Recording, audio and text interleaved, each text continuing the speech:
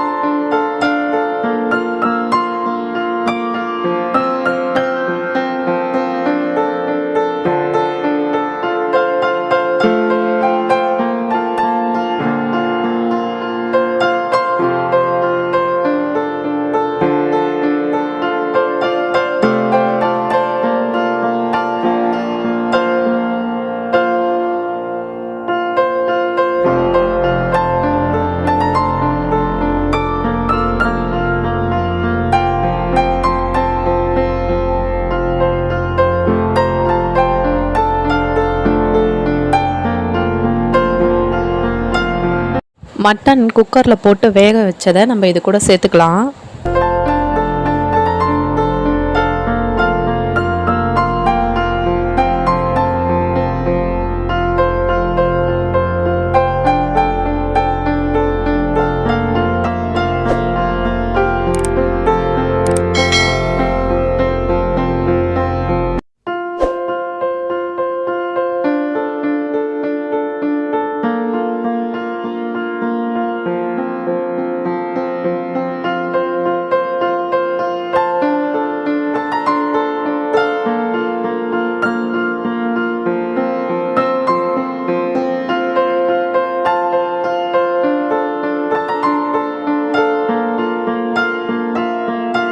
Mutton குழம்பு ருசியாகவும் மணமாகவும் இருக்கிறதோட ரகசியம் என்னென்னா, நம்ம இறக்கிறதுக்கு முன்னாடி சோம்பு தூளும் புதினாவும் சேர்க்கறதுனால தான் மணமாகவும் ருசியாகவும் இருக்குது. நீங்களும் இது போல் உங்கள் வீட்டில் ட்ரை பண்ணி பாருங்கள்.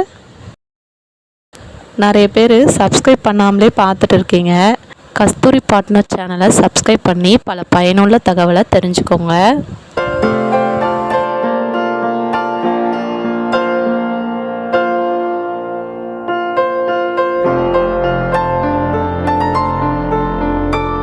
அவ்வளோதான் ஃப்ரெண்ட்ஸ், ருசியாகவும் மணமாகவும் மட்டன் குழம்பு ரெடி ஆகிடுச்சி.